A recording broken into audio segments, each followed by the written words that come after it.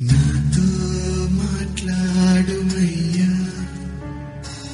నన్ను దర్శించుమయ్యా.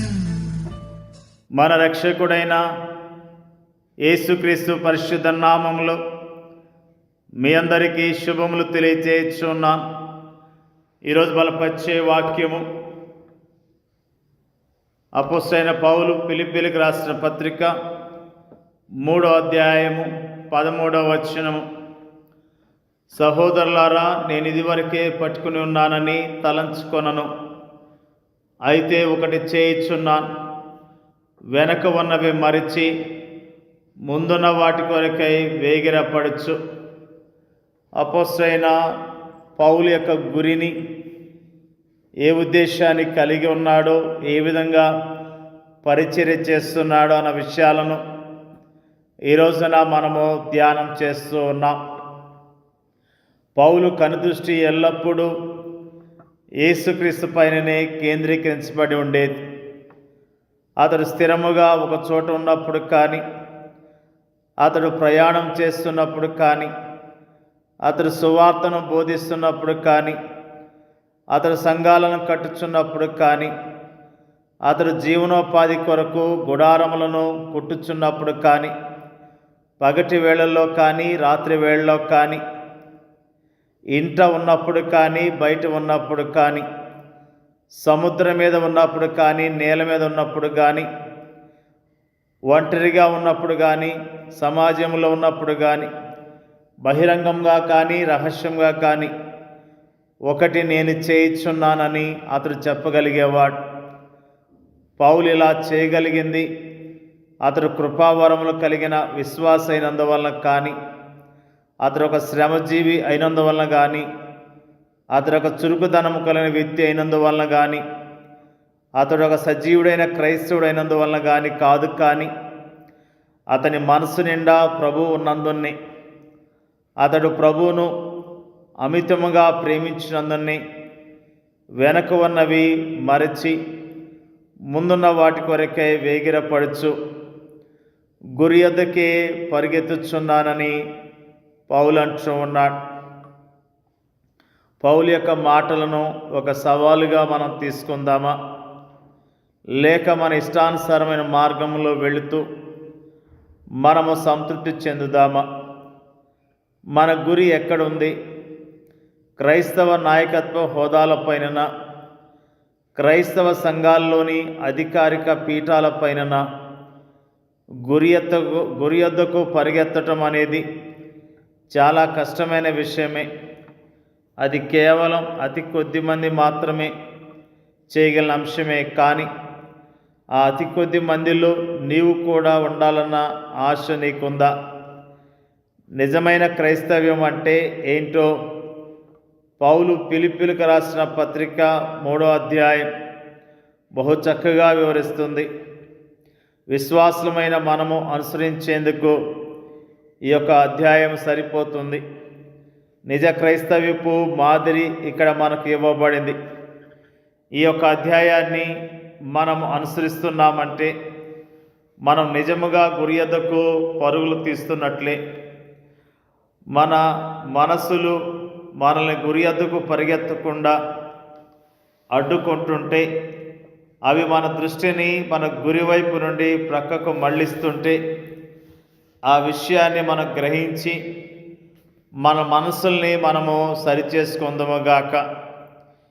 ఆ గొప్ప వైఫల్యము విషయము మనం మన రక్షకుని సన్నిధిలో రోధిస్తూ ఆయన సహాయాన్ని అర్థించుదముగాక. మనము మన కేంద్ర బిందువైన క్రీస్తుపై మన దృష్టిని కేంద్రీకరించినప్పుడు మాత్రమే మనము ఆయన స్వభావంలోనికి, ఆయన స్వారూప్యంలోనికి మార్చబడతాం. అది మాత్రమే మనల్ని మన ప్రభు స్వారూప్యంలోనికి మార్చగలదు. ఆ వాస్తవాన్ని మనం ఎన్నడూ మర్చిపోకూడదు. నా కనుదృష్టి డబ్బుపై కేంద్రీకరించబడి ఉన్నట్లయితే నా స్వభావము ధనాశతో కూడినదిగా ఉంటుంది. నా కనుదృష్టి రాజ్యాధికారంపై ఉన్నట్లయితే నా స్వభావము లోకాశలతో కూడినదై ఉంటుంది. నా కనుదృష్టి పుస్తకములపై కేంద్రీకరించబడి ఉన్నట్లయితే నా స్వభావం ఐహిక జ్ఞానంతో కూడినదై ఉంటుంది. నా కనుదృష్టి క్రీస్తుపై కేంద్రీకరించబడి ఉన్నట్లయితే నా స్వభావము క్రీస్తు స్వభావముగా ఉంటుంది. ఇక్కడ నేను రక్షణ గురించి మాట్లాడటం లేదు, కానీ అనుభవపూర్వకమైన క్రైస్తవ్యాన్ని గురించి మాత్రమే మాట్లాడుతున్నాను. క్రైస్తవుడు అనే పదాన్ని నిర్వచించమని ఎవరైనా మనల్ని అడిగినట్లయితే, ఎవడైతే క్రీస్తుపై తన కనుదృష్టిని కేంద్రీకరించి ఉంటాడో వాడే క్రైస్తవుడని మనము చక్కగా చెప్పేయవచ్చు. క్రైస్తవ్యపు ద్వారాల్లోనికి మనం ప్రవేశిద్దామా? క్రైస్తవ్యపు శక్తిని మనం పొందుదామా? లోకమంతా విచారకరమైన విధముగా లోక సంబంధమైన వ్యవహారాల్లో మునిగి ఉన్న ఈ రోజుల్లో క్రీస్తు యొక్క శక్తివంతమైన శిష్యులముగా మనము పరలోకము దిశగా పరుగులు తీద్దామా? పౌలు యొక్క గురి ఎంత అద్భుతముగా ఉన్నది. ఈరోజు మనము ఎలాంటి గురి కలిగి జీవిస్తూ ఉన్నాం?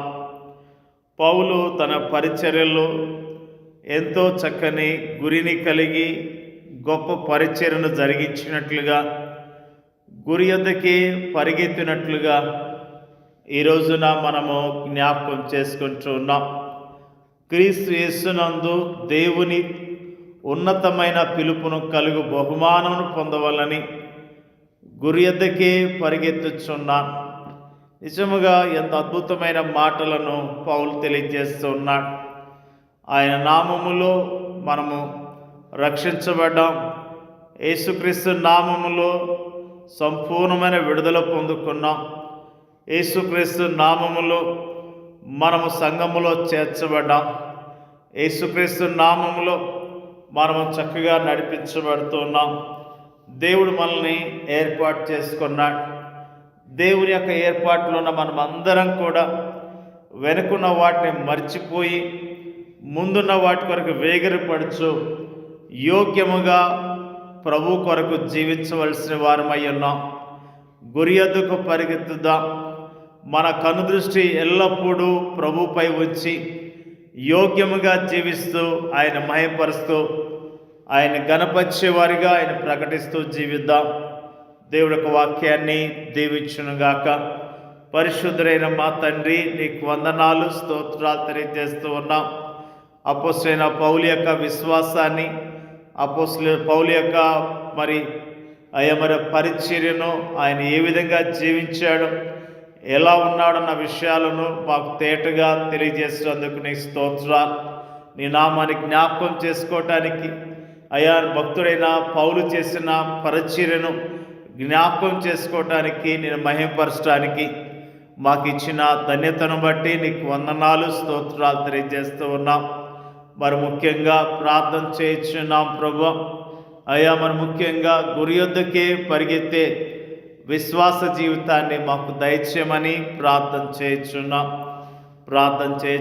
ప్రభువా. నీ నామములో పరిచర్య చేస్తున్న సేవకులను, ప్రపంచవ్యాప్తంగా ఉన్న నీ సేవకులందరికీ కూడా మరి ప్రభువా గురి యొద్దకు పరిగెత్తే అద్భుతమైన సేవ చేయటానికి ఒక్కొక్కరిని బలపరచండి, ఒక్కొక్కరిని ధైర్యపరచండి. వెనుకున్న వాటిని మరిచి ముందున్న వాటి కొరకు వేగిరపరచు యోగ్యముగా పరిచర్య చేయటానికి ఒక్కొక్క సేవకుడిని సిద్ధపరచమని ప్రార్థన చేయించున్నాం ప్రభువా. మరి ముఖ్యంగా ప్రార్థన చేయించున్నాం ప్రపంచవ్యాప్తంగా ఉన్న నీ సంఘాన్ని ప్రభువా బలపరచండి, ధైర్యపరచండి ప్రభువా. నీ రాకడ కొరకు సిద్ధపరుస్తున్న విధానం బట్టి నీ స్తోత్రం తెలియజేస్తూ ఉన్నాం ప్రభువా. నీ రాకడ కొరకు ఎదురు చూస్తూ విశ్వాసంతో యోగ్యముగా నీ కొరకు బ్రతికే కృప దయచేయమని ప్రార్థన చేయించున్నాం ప్రభువా. మా దేశాన్ని కరుణించండి, మా దేశంలో ఉన్న ప్రజలను మీరు కరుణించండి ప్రభు. నీకు స్తోత్రాలు. నీవే నిజమైన దేవుడు అని, నిజమైన రక్షకుడు అని తెలుసుకోవటానికి మా దేశ ప్రజల మనోనేత్రాలు తెరవమని ప్రార్థన చేయించున్నాం. మరి ముఖ్యంగా సువార్త పరిచర్య చేస్తున్న ప్రతి ఒక్కరిని జ్ఞాపకం చేసుకోండి అయ్యా. నీకు స్తోత్రం తెలియజేస్తున్నాం. మా దేశంలో ఉన్న ఆటంకాలన్నీ తొలగించండి. ఇంకా అధికంగా నీ పరిచర్య జరగటానికి, నీ కొరకు యోగ్యంగా మేమందరం జీవించడానికి సహాయం చేయమని యేసుక్రీస్తు నామంలో అడిగి వేడుకొంచున్నాం తండ్రి. ఆమేన్.